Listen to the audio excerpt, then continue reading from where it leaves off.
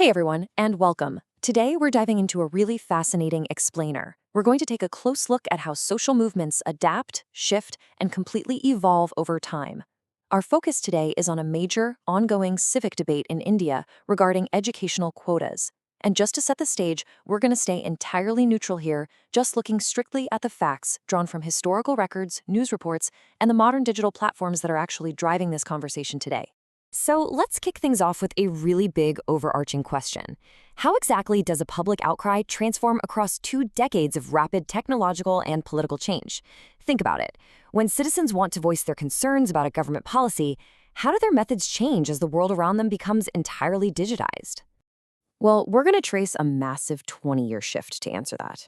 We'll start back in 2006, an era defined by physical barricades and medical students going on hunger strikes. And then we're going to contrast that with 2026, which is defined by highly coordinated viral citizen-led campaigns that can literally rally millions of supporters online overnight. Here's our roadmap for today. We'll cover the 2006 quota expansion, the immediate street protests that followed, the Supreme Court's verdict, the breaching of the reservation ceilings in 2019, and finally, today's explosive digital movement. All right, let's jump right into part 1, the 2006 quota expansion.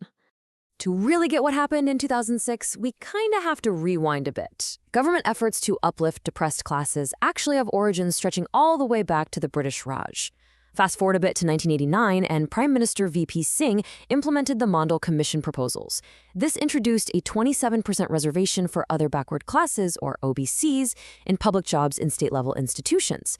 But the real flashpoint for our story today is the 93rd Constitutional Amendment in 2006. This specific amendment extended that 27% quota into India's premier central educational institutions, so places like the IITs, the IIMs, and the All India Institute of Medical Sciences. Now, the math here is honestly staggering. Before 2006, 22.5% of seats were set aside for scheduled castes and scheduled tribes, which was done to ensure fair representation for historically oppressed communities. But by adding this new 27% quota for OBCs, the total reserved seats suddenly jumped to 49.5%. For students in the general category, this meant they were suddenly competing for just 50.5% of the total seats in the country's absolute most elite universities. And that sudden mathematical squeeze brings us right to our second section. Students take the streets. So general category students felt like meritocracy was being thrown out the window in favor of what they called vote bank politics. By April 2006, medical students in New Delhi really took the lead. They poured into the streets, and they were met with tear gas, water cannons, and police lathi charges. This spread like wildfire to Mumbai and cities all across the country. Doctors actually joined in too. The government responded by issuing suspension letters and even invoking the Essential Services Maintenance Act to force those doctors back to work. At institutions like AIMS, students went on a massive relay hunger strike that lasted for about a month.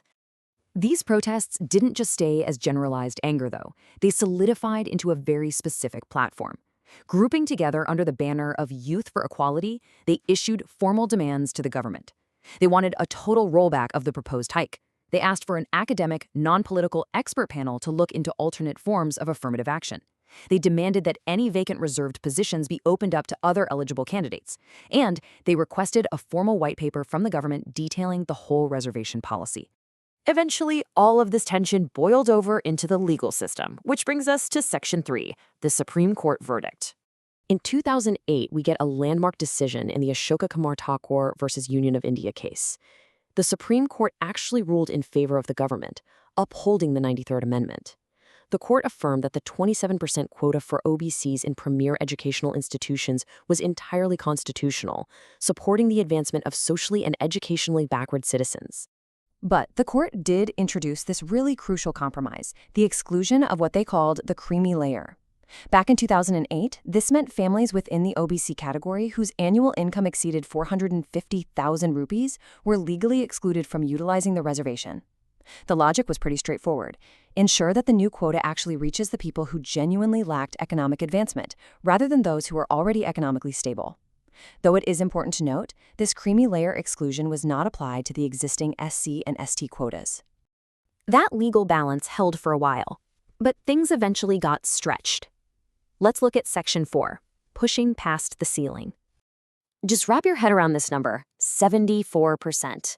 For a long time, the Supreme Court had set a 50% ceiling on total reservations.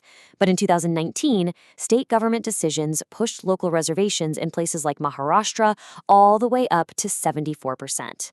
This move completely shattered that 50% ceiling and, as a result, dramatically reduced the number of seats available to unreserved candidates. Well, you can probably guess the reaction. It was swift and it was massive. In August 2019, an enormous sea of people, men, women, and students, hit the streets in Nagpur. We're talking over 50,000 citizens from more than 110 different associations, mobilizing under the banner of Save Merit, Save Nation.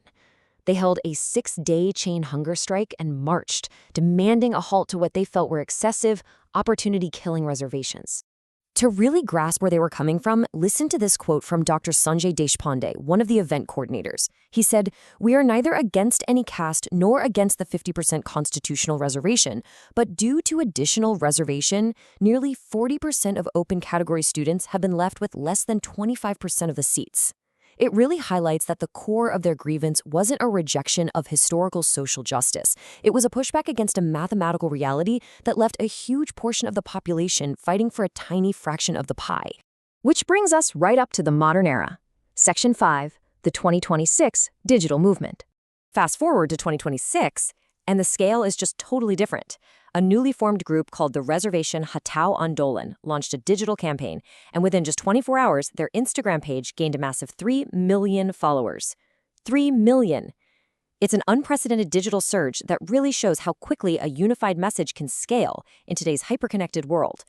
Unlike those physical strikes back in 2006, this modern youth-led movement essentially traded megaphones for smartphones and structured policy reform. Their platform advocates for moving toward transparent, common standards in admissions and public jobs. A really key part of their argument is that support, things like scholarships and coaching, should target measurable economic and educational hardship rather than being based purely on caste lines. And they heavily emphasize achieving all of this through peaceful, constitutional debate. And you really see the citizen-led nature of this era and how it's being talked about. Take political commentator Ajit Bardi, for instance, who heavily promoted this digital campaign. He stated, "This movement should belong to society itself. There's no role for any political party or anything of that sort in it." The argument there is that political parties only ever talk about increasing quotas, never reducing them. So this movement is relying completely on the youth creating viral content and driving the discussion independently of traditional politics. So when we put these two eras side by side, it's a completely fascinating evolution in civic participation. We've moved from physical disruption, the hunger strikes and facing water cannons in 2006, to highly sophisticated digital organization in 2026. Today, citizens are using viral metrics, decentralized content creation, and really polished online policy platforms to challenge the exact same systemic issues. The passion hasn't changed one bit, but the toolkit has completely transformed. As we wrap up this explainer today, I really want to leave you with a big, unresolved question to chew on. How do modern democracies successfully balance the vital need to correct historical social injustices with the growing, loud demands of young citizens for transparent, equal opportunity based on economic realities?